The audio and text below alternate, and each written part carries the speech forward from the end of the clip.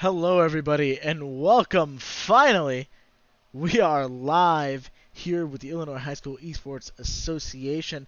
Welcome to week 2 of the Illinois High School Esports Association 2019 season. Tonight, we are highlighting the Chicago region's Oak Park River Forest and Jones College Prep.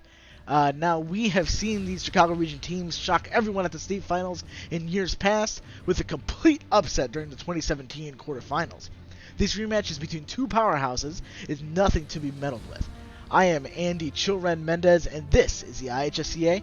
I'd like to send it over to our wonderful NA-grown talent and fan favorites, Ed Tormican and Keith Rogue Leader Kennedy. Thank you very much, Andy. Ladies and gentlemen, welcome to week 2. My name is Ed Can, aka Tormy, and I'm joined by Rogue Leader.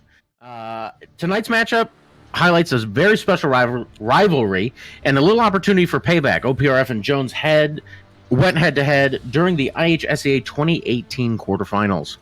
Yeah, it was a really tight match. OPRF ended up upsetting and pulling the wind, ending Jones's victory run and prevented them from taking it all in the finals, hosted at Robert Morris University in Chicago. And that's right. I'm excited to see how this matchup goes tonight with two modified rosters. That being said, when we talk about Jones College Prep, we have to talk about Itori. This kid is not here tonight. Oh, yeah, that's right. They're actually subbing him out. Yeah. I forgot. What would have been great was to see Itori, especially into this mid lane matchup with Drew Dozer. Itori having such a high track record, ending in Masters and Challenger the last few years. We'll see how OPRF can match up against even the replacement, who is still Diamond 4 Arcade. What a low rank. It's all fine and dandy. There is some important things to remember, and League is a team game, as my top laner unfortunately found out. You can have 5-star players, something like TSM with Yellowstar, and nothing happens if they don't communicate. So with that being said, hopefully getting the champ select here shortly. They're finishing a pro draft now, so champ select is going to go lightning fast because pro draft has everything sorted out. Looking like we are seeing a pretty interesting comp inside of OPRF. Opting for, you'll see a second, Sejuani, Ezreal, Silas, Braum, and Sion. Where's the Silas going? You could flex them either side. You could flex the Silas mid. Probably if he goes there, he's opting more for the electrocute build, really bursty, putting Sion on top to catch those sideways. If you put the Silas top, he becomes a little bit more bruisery, probably going aftershock. And building a little bit more bruiser. Well, because their two laners outside of bot lane is Sion and Silas. I really think Sion's going to stay in top lane because Jones picked Lissandra mid, and Sion would not have a fun time. And it looks like we're going to have a very traditional top lane tank matchup with Urgot in top for Jones. So Jones's picks currently are Lissandra, Kate, Thresh, Lee Sin, and Urgot. That is a very strong bot lane in Kate and Thresh. And I think they're going to try to group and put protection on bot lane while Lee hopefully insects the right person. Yeah. If Lee kicks in, for example, Braum, probably not the best pick. To be 100% honest, though, he, as far as executing a target, Silas will probably be the only target he'd be able to insect. Really hard to pin down that Ezreal. You side on the side of Caitlyn Thresh. In this matchup, I'm actually siding on the side of Ezreal Braum. Ezreal, such a low resource, high damage champion, can pick up items. He's ridiculous. Ton of poke. So I don't actually think that Caitlyn and Thresh will really be able to engage on him. They might catch the Braum every once in a while, but as long as Pendiculation plays well, I actually think that OPRF's bot lane is going to win. But it's going to be the top lane of, I think, Skirn on Urgot versus Hassanfam on Sion, which will kind of be a little bit more of an even matchup there. The Sion getting super tanky. Really kind of depends on if the Lee Sin will be able to go top and get that Urgot ahead so he can't be dealt with in the side lane. I'm pretty interested to see the jungle matchup as well, because Sejuani and Lee Sin kind of specialize in different things. Sejuani is a lot about pressuring as a team, whereas Lee Sin is about grabbing kills. Yeah, I think in pro play, essentially in every region but NA, Sejuani is one of the highest priority junglers you can get. So I'm curious if the Tarians can play it to that level. Obviously, saying that, can this Diamond player play Sejuani at LCK professional level is kind of hard. But the hard thing about Sejuani is, like, you're engaged, you feel like you're all in. If you get caught out, there's not a lot of helping you. Even her Q isn't that long of a range. So yeah, if you're Sejuani, you get caught out, you're basically just there to die. Yeah. Whereas Lee is very slippery. So it looks like both teams have some very slippery comps. At least certain players. Because Ezreal on the side of OPRF is very hard to catch, especially for a team like Lissandra and Lee, where it's targeted CC versus just point and click. They have to be on top of it. And I think if they can blindside the Ezreal with good ward coverage and catch him out, that's their best chance. I think one thing, though, to note, I think it's going to come down a lot to also how Drew Dozer plays this Sylas here. We've seen Sylas mid is something I haven't seen a lot. Yeah, in professional play, we've seen players like Licorice play him top to some really high success. Actually, this morning, SKT played Faker. Faker played Sylas mid and actually lost that game. He didn't play terrible in that game, but are you saying Faker can lose? Faker can lose. Faker has lost quite a bit in recent years. Good place, baby. I will say, as far as the Sylas picks goes, he has a lot of good ultimates to steal. That's kind of the contingency there. When you pick Sylas, what are the quality of ultimates that you're picking? He wants Lissandra's ultimate. I would say Lissandra or Urgot, if he's getting ganked, pulling the Lee Sin's ultimate isn't bad. Yeah, Lee Sin. I think Lee Sin's ult would be more of a defensive ult for Sylas. Oh, 100%. I 100% agree. The Caitlyn might be a desperation ult to finish someone. He can be really creative, I think, with the choices he makes there. So who are both teams carrying through this game? I think this does come down to a bit of a bot lane battle, honestly. Yeah, I think what will happen is Lee Sin will either prioritize top or bottom. Lissandra will kind of be on an island on her own. Well, Liz can do a lot on her own. Yeah, I think you pick her because you know that the Lee Sin either has to get the Caitlyn ahead or get the Urgot ahead, because mid to late game, both Sion and Ezreal are going to become bigger than their counterparts. If you're Caitlyn, if you're Crymanatic, you're gonna be good levels 1 through 5 ish, and then after that, you're gonna have to wait to essentially 4 items plus boots. You know what I mean? Like, yeah, that's gonna be really hard. Stalling. Yeah, you're having to wait and pick up those items. I also think too, with the Caitlyn into OPRF's comp, Caitlyn isn't great at chewing through tanks. Ezreal isn't great, but at least he has a little bit of appeal for himself. Well, Ezreal also has a lot of poke, and I'm thinking they want to get Ezreal to win the poke war here, to try to poke down Urgot and Lissandra and maybe force the Liss ult early. And Vaughn, I'm looking at chat. I do think Lee might not have been the best synergy here, because he's very go in, and well, yes, Lissandra is too. Kate wants a front line. Kate can do a ton of damage with the front line, and Lee is gonna kick one of them till Kate. I think a lot of this is going to come down to, can Jones get individual picks? Can you catch the Sejuani in rotation? Can you catch the Braum or the Ezreal in rotation? Drew picking up the cleanse as his second summoner spell there with Flash will make it more difficult for him to be the person getting caught, along with his kind of elusiveness in his kit.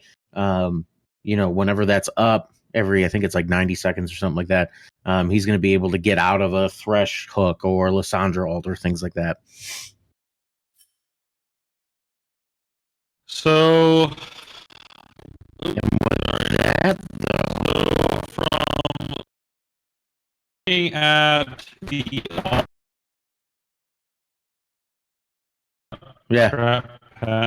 The internet is dying.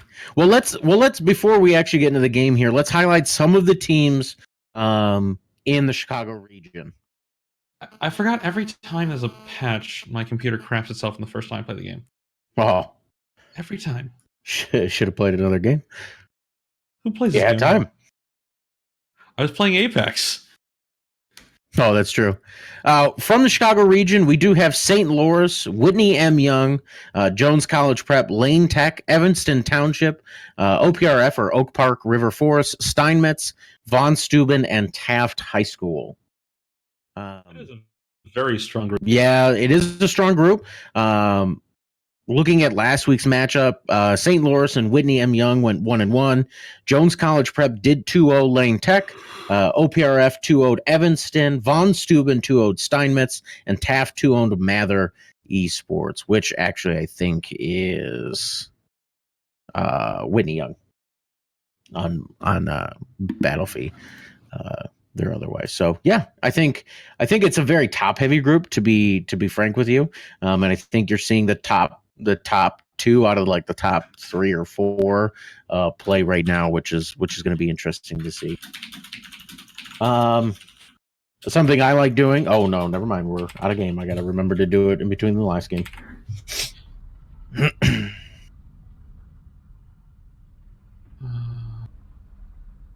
Oh, look at that. We actually have a former student in the chat. Ah, crap. Did your computer die? Nope. Too many tabs, not enough monitor. I only have 2 monitors. It's not enough at this point.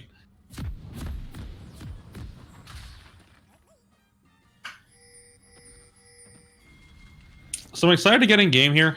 I want to see if there's anything cheeky happen in level 1. I really want to see some fun level 1 strats. You only have 1 ranged on the side of OPRF. So I don't know if Braum is...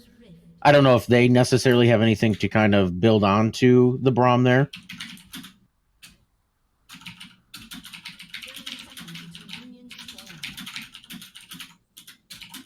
They are going to go for the invade, but so is Jones College Prep here. Though OPRF Once are again, going to walk over a ward.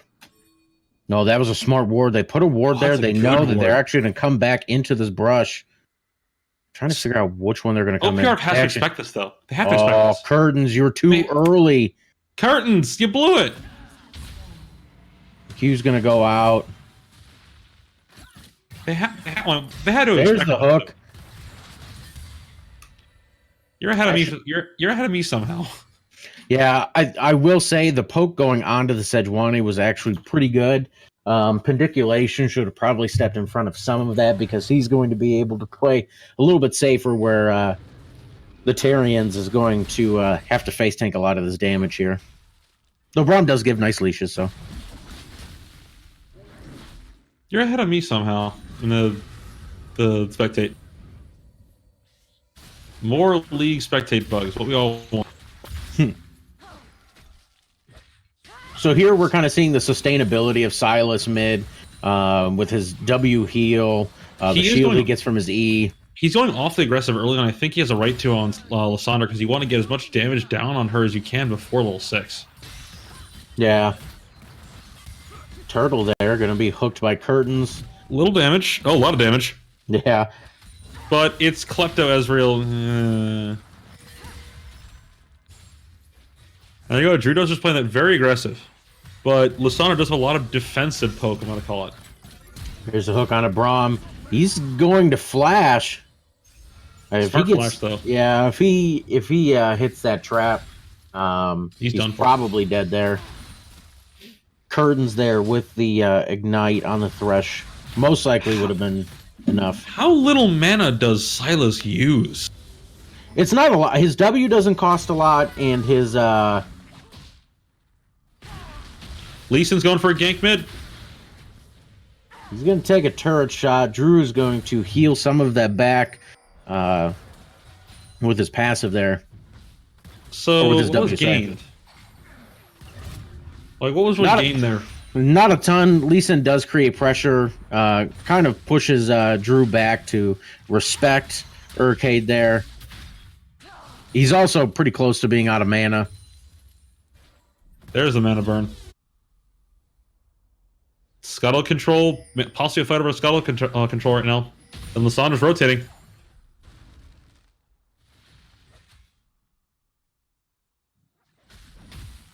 Nothing comes out of it, though. And top lane's just your standard tank WAP fest. They'll sit there and farm about the next 10 minutes and then do something. Yeah, I don't think... Cyan doesn't have a ton to gain by fighting right now. Braum here. He is level 3. The reason why he had to flash earlier, he didn't have the shield there. Yeah. Protect him from the damage of the Caitlyn, but he's got it now, which allows him to walk through the traps without getting hit by it. Now, Curtains has been pretty consistent with the Qs so far. However, I mean, it has been pretty immobile targets. So what matters if you can nail the Ezreal predictions. That will win them the game for sure. Or win that lane at least. They haven't also, like, moved. They haven't used, like, right-click. I don't know if they know that helps, but... And good damage on Scion, but once again, it's a Scion. Yeah, it doesn't matter. He's got the Doran shield. That's gonna block a lot of that damage coming out from Urgot's E there, so... Doesn't matter a ton. Or is that his W? That's his W, sorry. Nobody plays Urgot. This Lee Sin's very active. Oh, they want it. Yeah. First whiff by Curtains, though. I think the Braum holding on to his W there was important. They also have the minion dematerializer there that you see, so it allows the Braum to take those stacks for support item without getting into danger. I have not seen dematerializer support much, honestly. Yeah, I think it's because of the range deficit and the fact that Thresh can just engage on him with a flay. Or he can just hit him, because his E does increase his damage with every soul. So eventually Thresh will do at least some moderate amount of damage onto him. Yeah. You see Drew now going in on Urcade there. He's got a health benefit or health advantage, but just basically out of mana at this point. They're both basically out of mana at this point. Yeah. And you can see that Liz is taking the back now. Once again, we got a scuttle fight. And Silas is there to help. So Lee Sin's kind of in a deficit here, although Thresh is not rotating up. They decided not to take it. I think Lee got it first, and then he kind of scared him off. Well, early game, the Sejuani definitely can't mess with the Lee Sin. Lee Sin damage from his Q and his E is a little too much for the Sejuani to deal with. Just constant waves being pushed in here. Sejuani is definitely much better in a team fight aspect. I think that's where OPR will excel, is doing those team fights, because with how hectic it can be with both Silas and Ezreal just jumping around, I think it's going to be very hard for JCP to isolate a target and kill him. Yeah, I think also, too, pardon my yawn, for OPRF with the Sejuani, it's simple. That engage is not complicated, which means there's less things to mess up. Lee Sin, we see a lot of times Lee Sin's like flash and try and insect, but they're not as far behind the player as they think they are.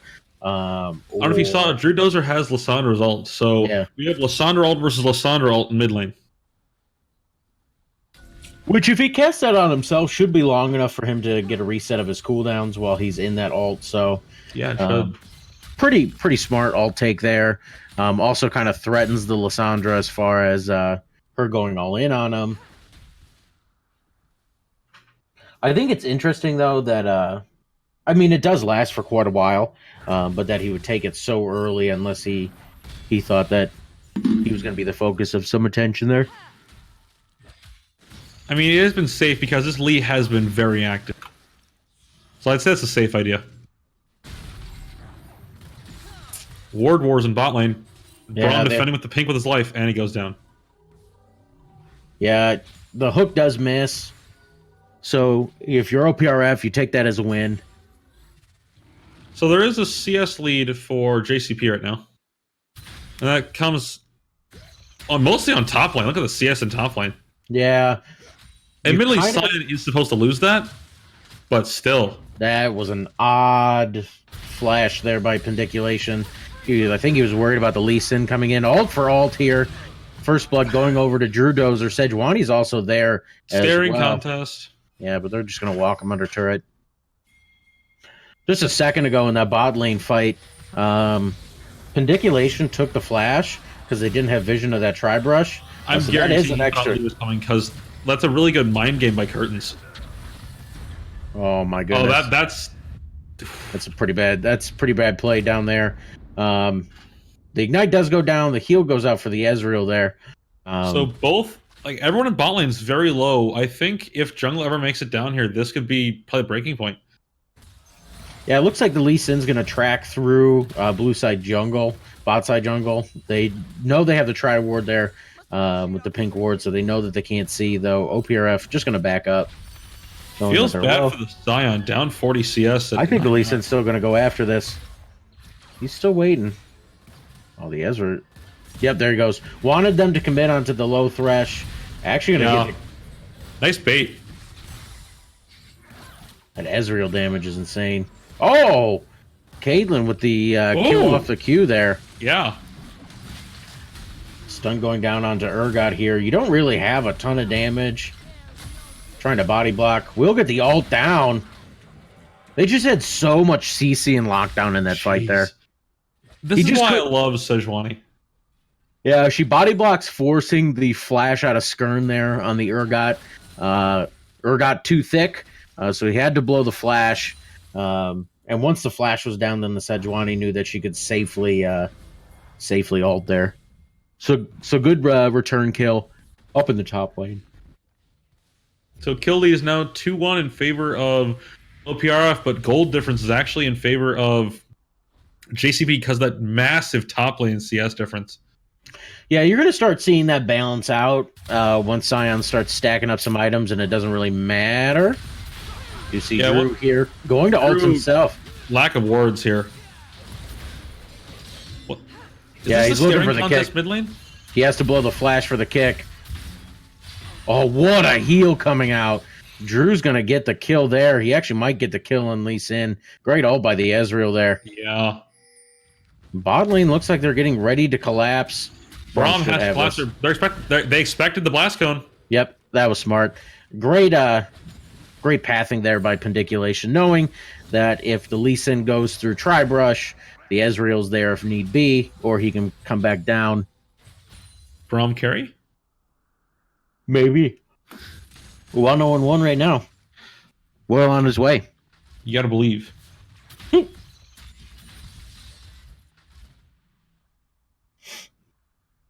So pretty standard farming. The Kate does have BF and pickaxe, while the Ezreal actually went for the pickaxe and the tier. The tier makes sense, but usually you'd see the sheen with it. But you should see the sheen right now.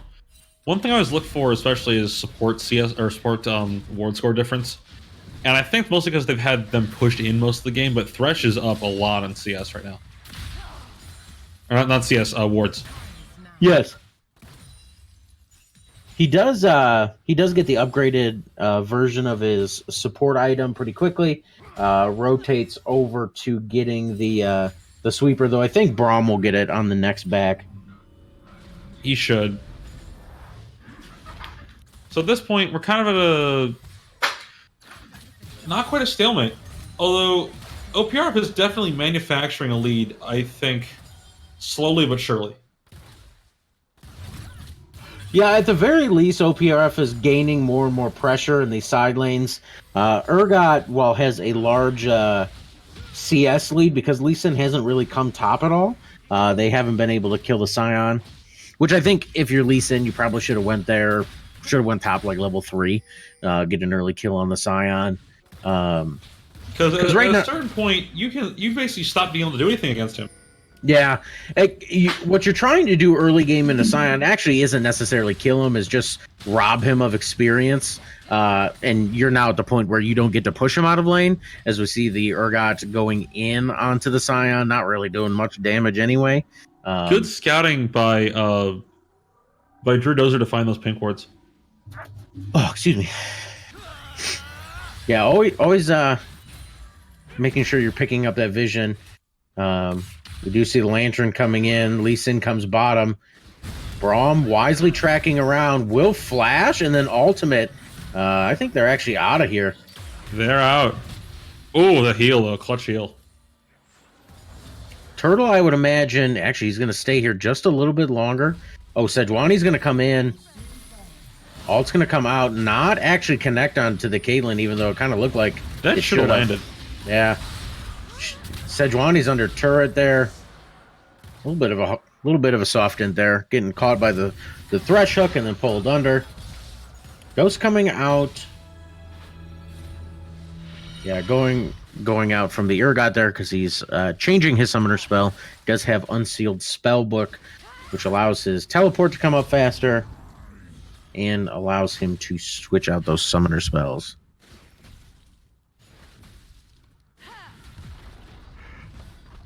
Taking the flash now as well on the Urgot makes sense. You're going to start transferring over to probably more team fight if you're Urgot. Yeah. You're not necessarily ever, again, like I said, you're not going to beat the Scion in the side wave soak, so might as well try and make impacts, push the wave up, and then go get into a team fight. I think you said be impact. I'm like, I don't really know if anyone can be impact.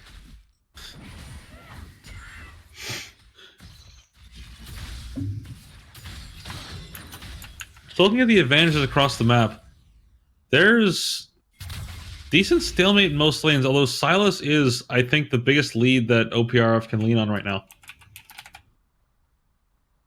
Besides Braum carry, of course. Come on, full lethality Braum. Yeah. Is it bad I want to see that? I just want to see like an attack speed or something, Braum just slap people with a shield.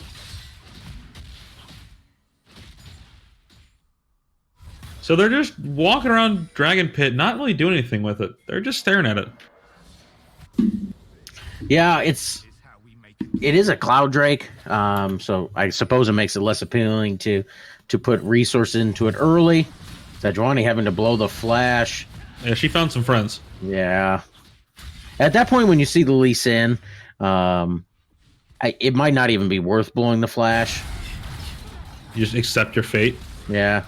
Braum shield breaking up so much of that damage, allowing the Ezreal to get some poke off. Oh, the thresh hook, almost predicting the E there.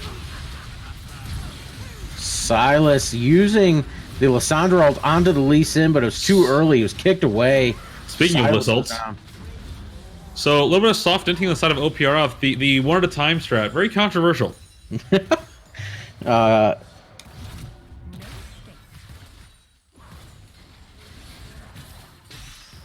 Here we go. Oh, great hook by Curtains there. Trying to get on the Turtle.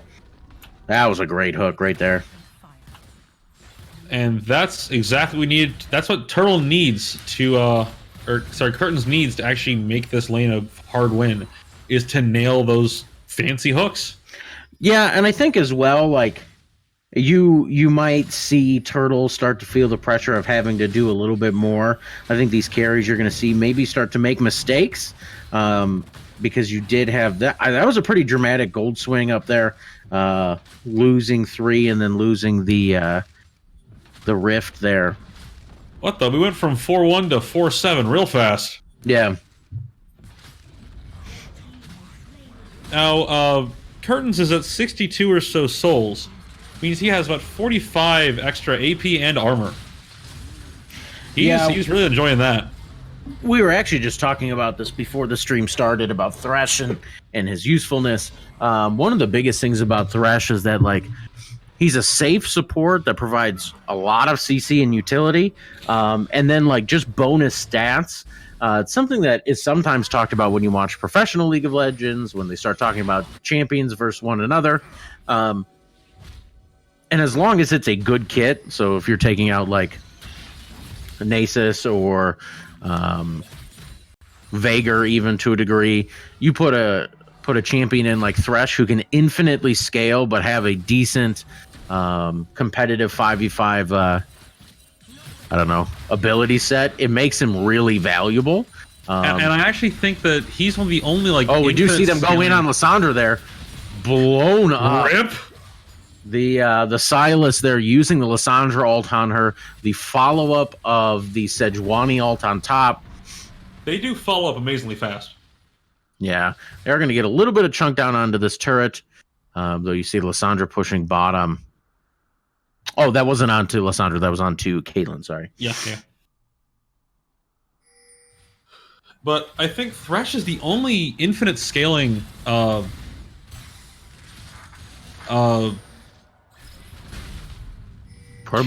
out. Infinite scaling competitive champion they have. Yeah. Also, why is Urcade in chat if he's in game? Yeah, Urcade, go play your game. We're not stream sniping here, boy. Get out. Though we do have like Oh, they're probably in the pause right now. They're probably in the pause right now, aren't they? Yep, there it is. So, for context, the pause here is a player has to leave to go do something. I forgot what it was. Right now. Oh, right now. So, feels bad. Begin the armchair analysis. Well, I think OPRF had the game where they wanted it and kind of gave it back, either willingly or otherwise, to Jones there. Now, I do not think this is like signed, sealed, and delivered. I don't think this game is anywhere near done yet. Arcade and Dozer, I'd rather you not be in chat, given that we have, we actually have closed the screen, but you could have seen the words. Other players not be in chat during a game, even if it's paused. Sorry, continue. I just think that you kind of have to stop the bleeding a little bit. You have to stop getting caught out. Right now, you do have some decent gold bounties on the Lee Sin and the Urgot right now. Not a lot of attention has been put to the top lane. Top lane is an island, as is tradition. Yeah. Though at this point, the Scion has kind of stopped the slide of being down. He's CS. only on 60 CS now. Yeah, he's kind of halted it at 60 CS then. Sejuani actually staying up on the Lee Sin as far as farm goes, which is interesting because it stems from the fact that Lee Sin has been in lanes and constantly ganking, but Lee Sin's clear, should be pretty fast, should be pretty healthy, so it's impressive that she's staying on top of it. So even though she's not in lane, she is still picking up experience. Mid lane, Drew doing a good job. 3-1-0, up 10 CS into the range matchup, which you wouldn't assume. But again, the kind of healthiness and the ability to trade and consistently trade does give the Silas a little bit of an advantage there. Bot lane, the Caitlyn is 2-1-2, only up 1 CS. Caitlyn is an early game monster in bot lane. Yeah, but you'd normally see it transferred over in the more killed. The difference in your kill differential, so here it'd be +3 versus -1. You'd see a pretty astronomical difference in CS, but relatively speaking, they get the kill and then they back and they don't get any sort of gold advantage to build up on top of it. We're going to see a full double tier Ezreal, which in the late game, just ridiculous damage if he gets his combo off. I mean, it's frankly ridiculous how much he can do late. Yeah, that's the other thing as well. Like if you were to look at their gold between the two of them, which if I knew the key binding, I'd X. Oh, it's X. Gold differential between the two. Top lane, of course, is 2K. Jungle is looking like 500, which we expect because Lee has been ganking a lot more with more kills. Mid lane, Silas, of course, popping off, so he's up 1.5, Three. 1.6. I can do math, I swear. I'm a math teacher. Don't judge me, I can hear you. We then have about another 800 in bot lane for Kate, with Thresh, of course, being up as well due to his AD carry being up.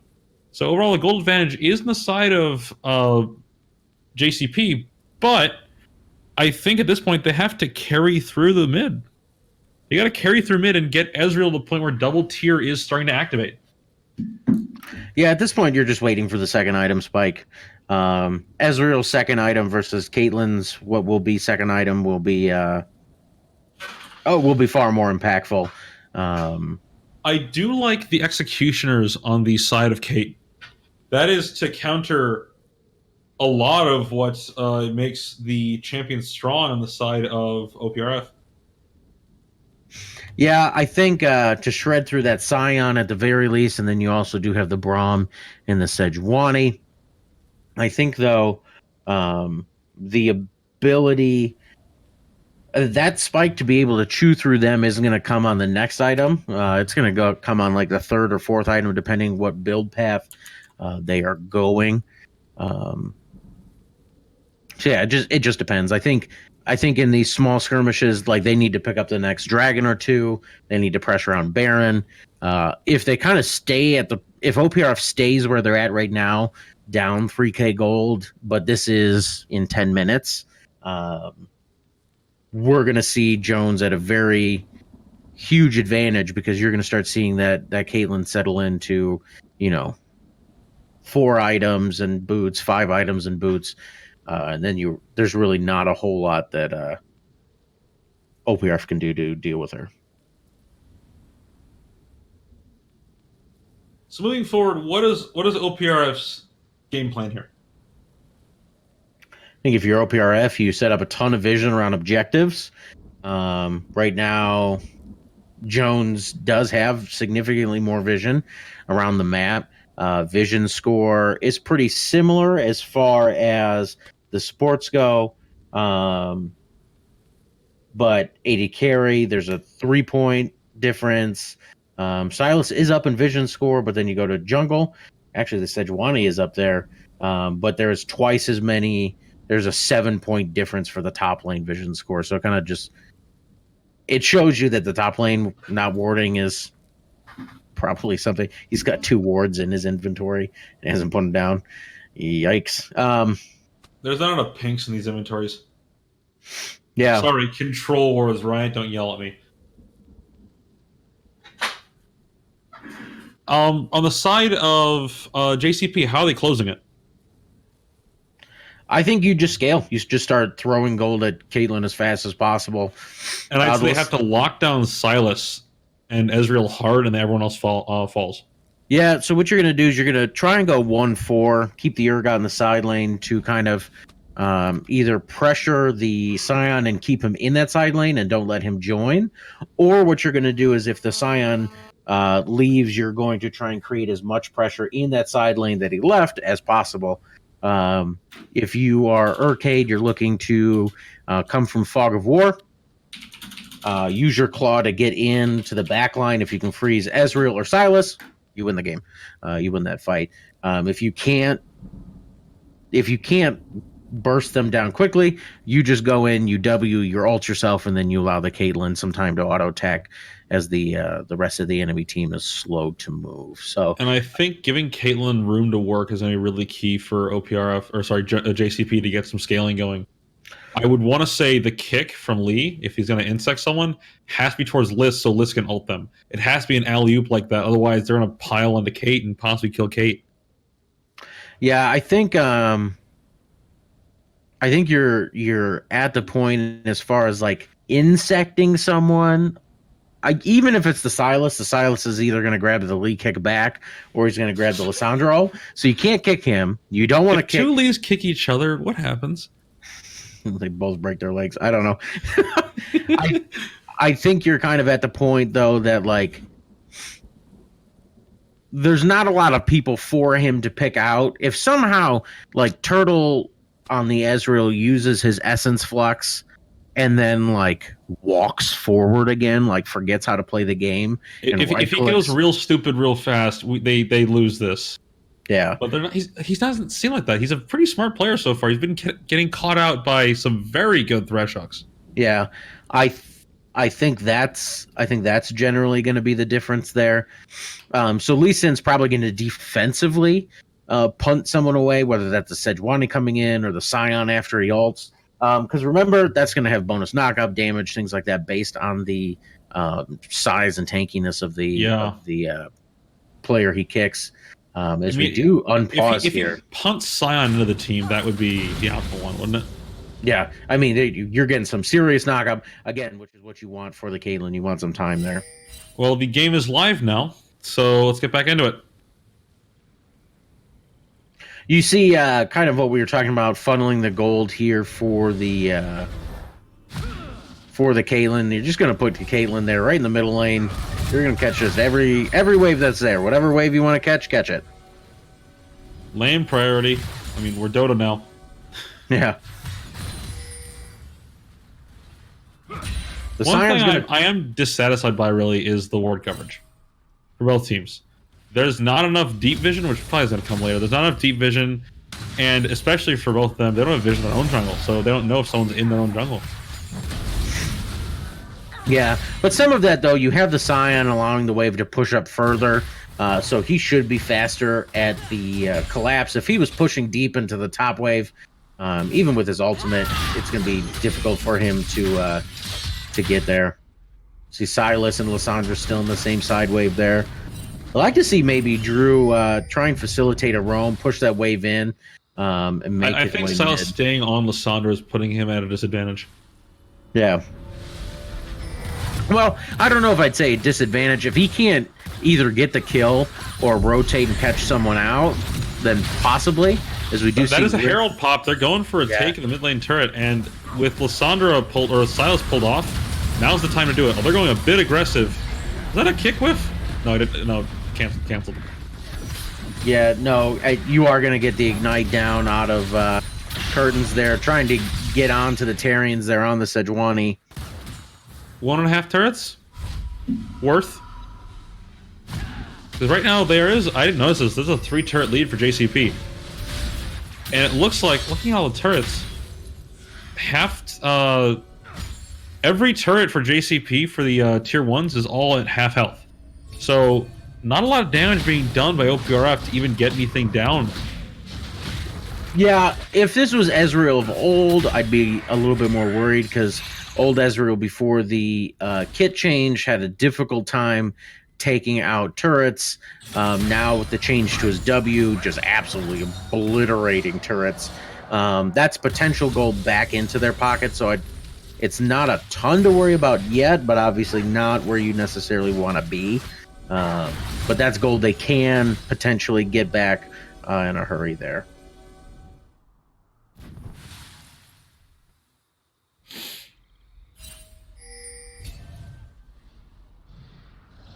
So you see basic coverage here, catching of waves, resetting. It's just stall time right now, because both teams want to scale. This is the fun part with double scaling, really, is that at a certain point in mid-game, you're waiting for both teams to scale. Early game, you're getting advantages. Oh, it's the Ezreal hook. Goodbye, Ezreal. But at a certain point, you're just... Early game, you're getting some advantage. Mid-game, you're both scaling.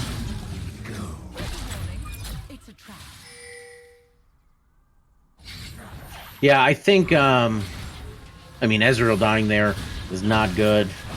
He does have the Iceborne Gauntlet. Once again, I'd say if JCP wins this, Curtains is definitely the MVP here. He has been so proactive as support on getting these hooks and manufacturing kills. Yeah, I do also think some credit should go to Super Fast Monkey on the Lee Sin early. He did provide a lot of pressure. Tons of pressure. They did grab Urgot, but they're getting pushed in mid lane, so I think this is more of a priority issue. Yeah, they're losing 2 turrets and they're off picking an Urgot.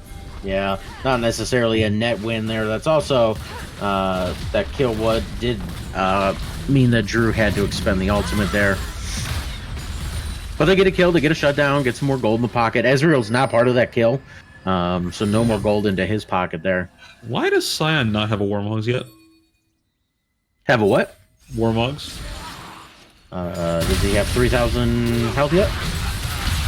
No. I mean, he might be building it now, but if you don't have... I'm guessing... Team play wherever he gets out.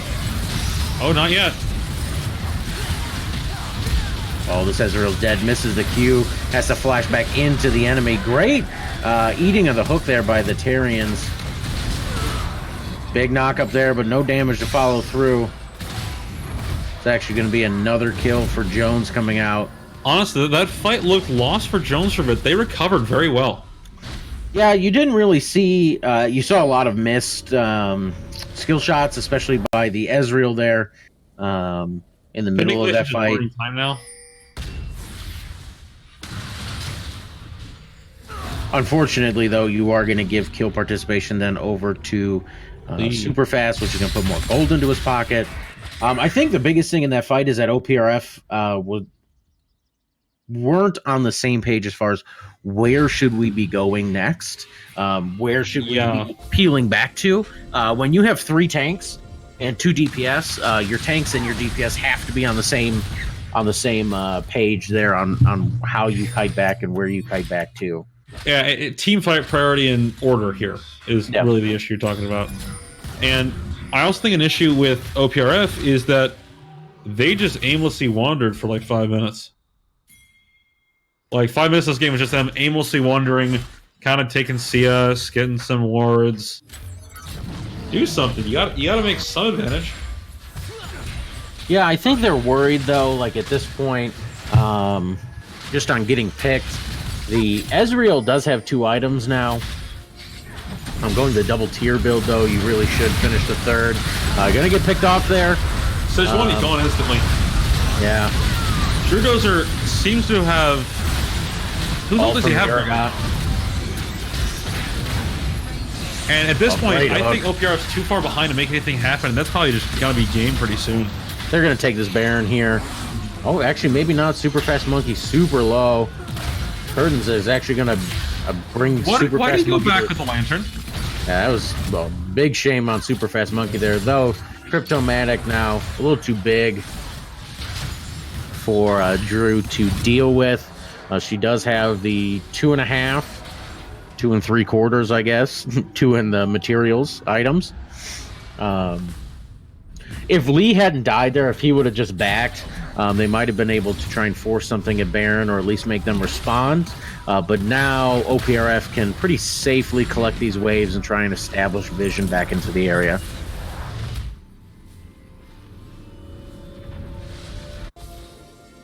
At this point, this is a pretty insurmountable lead because Ezreal's 0-5, and you really need him to turn on to be a core of your damage because you can't carry with just a Sylas. Yeah, the one thing about this build, though, for Ezreal is he is super tanky with the Iceborne. He's also super annoying. He's got to get perk off at the beginning of the fight. The last couple fights, someone's gotten caught. Pendiculation is just... It has no health or resistances at this point. He has the Knight's Vow, which does provide some of both, but it's not a ton. Hey, give him some credit. He has 158 armor. Into a 3-item Caitlyn is next to nothing. 3-item Caitlyn. Executioners. I think the Executioners is really hurting OPRF, honestly. Here we go. They want in after the fight. I actually don't think this is a bad place to engage. But your backline instantly gets jumped on. Yeah. Because there goes Scion. They're just not fed enough to make that fight happen. At this point, they had to convert to a pick comp. I think OPRF had to convert to a pick sort of playstyle until they got some sort of advantage again. Or at least got the other items on Ezreal. Well, Lysandra had stopwatch there in that fight, so she ulted herself, and then as soon as she came out of ult, OPRF thought they had the opening there, and then she stopwatched. The potential. Yeah, I mean, that's kind of the power of Lysandra there, is that ability to kind of buy time, I guess. Lysandra is a pick we permaban. for us for against any team we think is going to pick it, because it is for a team who wants to play like a dive or a pick style, it is awful to play against. Same with Kindred, just awful. Well, it makes you change the way you play. Instead of having to rely on mechanical skill and kind of like your knowledge of champ versus champ matchup, you have to play very cerebrally, understand those cooldowns, have a pretty finite understanding of what the Lissandra wants to do. And while the Scion and Sejuani did a great job jumping on the back and kind of CCing them for a while, they really weren't taking into consideration like what does Lissandra want to do here? What are they looking to do? And kind of allowed her just to get all the way to the back line there. Thresh wants in, and he gets in. And there goes Sejuani. Oh, she's still alive. The Thresh hooks never stop. If I am OPRF, I am banning Thresh Game 2. I don't care if it forfeits a good ban, you're banning Thresh Game 2. I think that's a possibility. They weren't. The one thing to note is that they weren't super far behind in the bot lane until that really bad utility for the team outside of lane phase. It's true, but this game kind of got out of hand when OPRF just started kind of like feeding one by one. Seeing Silas morph and do like Kate ult is hilarious. A Kate ult that did next to no damage. Yes, it was there for show. Yeah, the base is cracking. There's no chance even here. That's gonna be it. That has to be it. They are on Kate, but they're not doing anything to her. She's still half health. And that's just it. Triple kill for Urgot. That's game. So game 1 goes to OPRF. Yep. So Jones going to pick up the first game here. They're TPing on everything. Oh my god. Okay, so that's game 1. Just a quick note. So I'm getting a report from my guys. We went one against Oswego East JV. Nice. Glenn was 1-1 against Oswego East JV. Tommy, check the staff journal chat.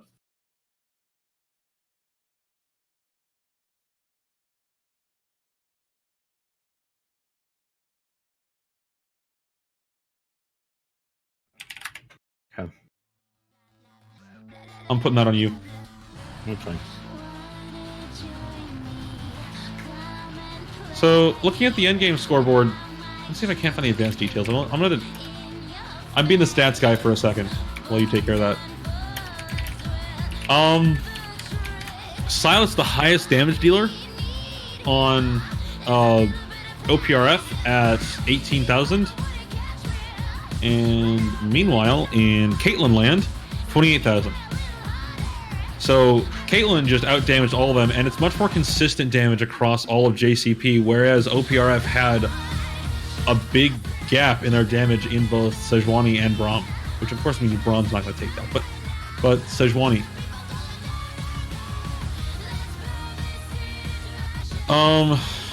Turret damage is big, healing done. Where's it?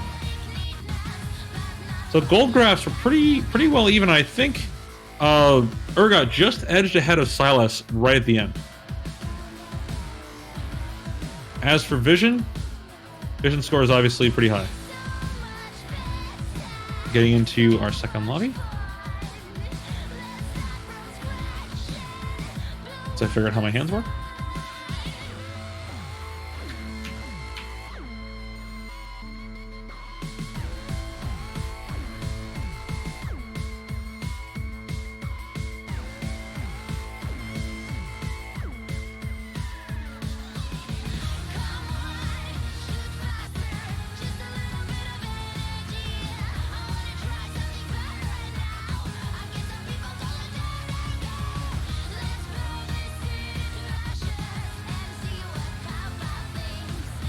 So we're loading into game 2.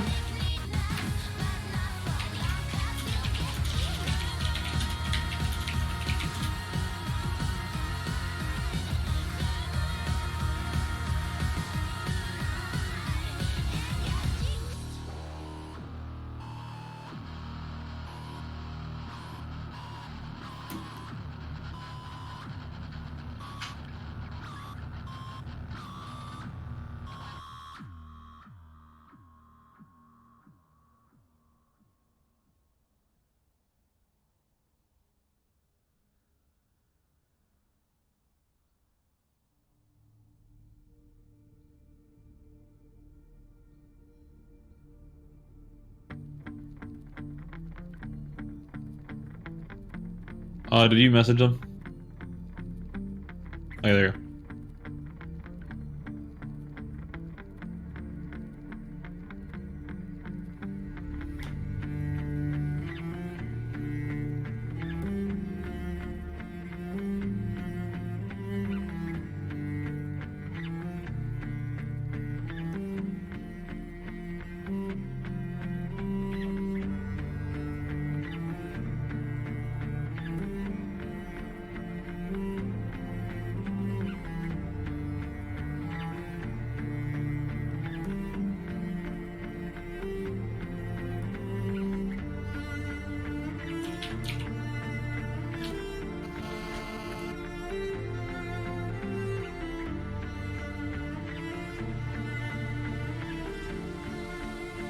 Oop, I need to get the...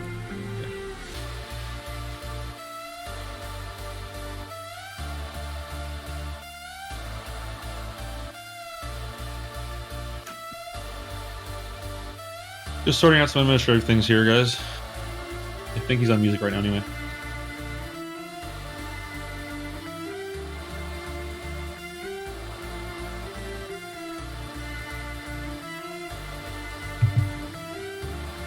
Okay, that's fine. I heard myself on stream.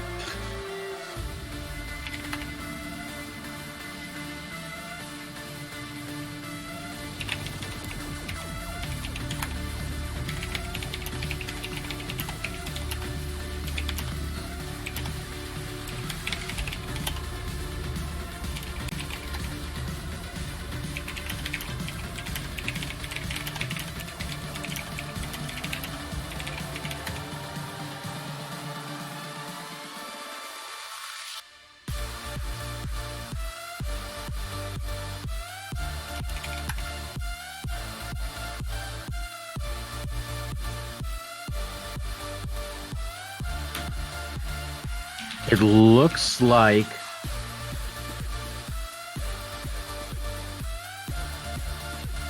that's that. Yep. So just to kind of give context to the people watching the stream, Jones is receiving a 2-0 FF. So OPRF will go 2-0 this match, based on the rules of match starting and things like that, scheduling. It's kind of accented even more by the fact that this game was being streamed and both sides knew it. But Jones was late. They were actually 15 minutes late. If you're 10 minutes late, you forfeit the first game. If you're 15 minutes late, you forfeit both. So both teams opting to leave lobby. So while Jones did win the first game, it was entertaining to watch. OPRF will get the 2-0 here. So that leaves us basically with the stream over, I think. Yeah. Sorry I didn't like this, but it was still fun to watch. Yeah. So kind of want to just wrap it up. Great match today that we got to see what we got to see of it. Always good to see such high competition and exciting gameplay. If there's anything to affirm here, or note how important it is to make sure that you are on time and that you are, kind of following the procedures and the rules and things like that. So, but with that, that's my piece. I don't have anything else to say. Do you? I got nothing else. It was fun to watch. Like I said, unfortunately, I had to end this way, but I'm still pretty excited to see what both Jones and OPRF can do moving forward. Oh, for sure. To go through some of the other scores for varsity here before we sign off. Mattia will 2-0 Normal Community. Oswego High School Minooka Community will go 1-1. Glenwood is up 1-0 over U High. Plainfield Central is up 1-0 over Joliet Township, and OEHS has not started their match against Sandburg yet. In Illinois North, Lake Forest is up 1-0 over the Cougars. Naperville North 2-0's Barrington. High Road 2-0's Notre Dame. Vernon Hills 2-0's Naperville Central. And Crystal Lake has not started their match against I forgot what the name of that school was. Did you already say the Naperville North one? Sorry, hey guys, I'm back on stream. There you go. Yeah, Naperville North did 2-0 Barrington. Actually, I think Crystal Lake Central forfeited.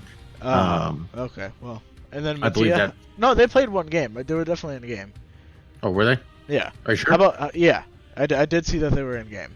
Mattia did win 2-0 over Normal as well. And I did see they were in game too. So awesome. All right, boys. Yeah. Boys and girls, actually. Get out of here. At this point, Taft is up 1-0 over Von Steuben. We do have the 2-0 FF for Oak Park. Whitney Young is up 1-0 over Mather. St. Lawrence 2-0 Steinmetz. And Lane Tech is up 1-0 over Evanston. So that's currently where we're standing as far as those matches go. If we go to JV. I know JV Glenwood went 1-1 against Oswego East. They did. Barrington went 2-0 over Taylorville. OPRF and Sandburg have not begun their match. Lake Forest 2-0 Rova. Naperville North JV is up 1-0 over Oak Park. Sandoval 2-0 over MCHS. Plainfield Central 1-0 over Joliet. And Naperville Central 1-0 over Lake Park. So I was wondering, like, I forgot Taylorville was a team because they're actually the localist thing to me. I like that term, us. localist. I like that a lot. Well, I mean, it's downstate. It's pretty spread out here. Otherwise, the nearest thing is normal.